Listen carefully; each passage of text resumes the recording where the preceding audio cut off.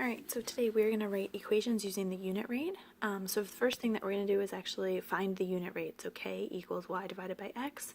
And we're also going to talk about independent versus dependent variables, which you remember you've talked about in science class. So we'll start off. Olivia bought 6 containers of yogurt for $7.68. Write an equation relating the cost c to the number of yogurts y. So unit rate, we're talking $7.68, and that got her 6 yogurts. So that means it was $1.28 per yogurt. So you're thinking right now to yourself, is the number of yogurts I buy dependent on the cost, or is the cost dependent on the number of yogurts I buy? The cost is actually dependent on the number of yogurts. So the one that we can control is the yogurts, because it's really up to us how many of those we actually choose to spend. So the cost is equal to $1.28 times y. So the independent variable is always going to get multiplied by the unit rate. It's kind of an easy way to do this. In this case, how much would Olivia pay for 10 yogurts at the same rate? So our cost is going to be $1.28 times 10, because we're getting 10 yogurts. So our cost is going to be $12.80 then. And the next one, JC bought 8 gallons of gas for $31.12. Let's go ahead and calculate the unit rate. So $31.12 divided by 8 gallons. So $31.12 divided by 8. That gets us $3.89 per gallon.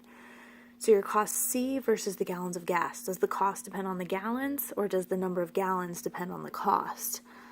So our cost that we're actually going to get charged is going to depend on the gallons. So the one that we can control is the number of gallons that we actually purchase. So our cost is going to be equal to $3.89 times G, the number of gallons. So how much would JC pay for 11 gallons? So his cost would be $3.89 times 11 then. Oops. That's going to give him, his cost would be $42.79 then. Last example, Riley typed 6 paragraphs in 4 minutes. Write an equation relating the number of paragraphs P typed to the number of minutes M. So we're going to go paragraphs per minute. So 6 paragraphs in 4 minutes. And 6 divided by 4 is going to give us 1.5 paragraphs per minute. So in this one, the paragraphs type depend on the number of minutes that she actually has. So minutes is our independent variable, and the paragraphs are going to be dependent then. So our paragraphs is going to be equal to 1.5 times the number of minutes that she actually gets. So the question is, how long would it take her to type 10 paragraphs at this rate? So that's going to actually change. 10 paragraphs is going in place of P. So we're going to have 10 equals 1.5 times the number of minutes. To get minutes by itself, we're going to have to divide by 1.5 on both sides.